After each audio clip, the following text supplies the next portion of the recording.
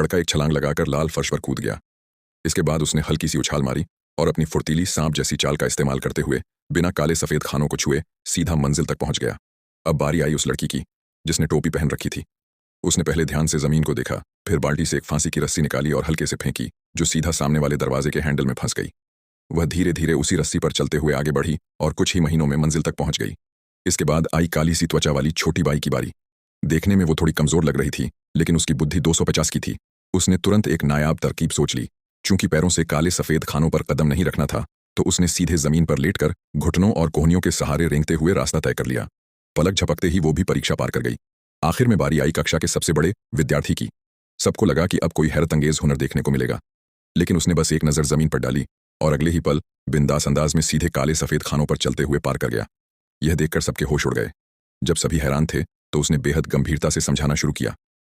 असल में परीक्षा का सवाल था कि काले सफेद चौकोर खानों पर कदम नहीं रखना, लेकिन यहां जमीन पर जो टाइलें लगी हैं वो चौकोर नहीं बल्कि आयताकार हैं, इसलिए मैंने कोई नियम नहीं तोड़ा।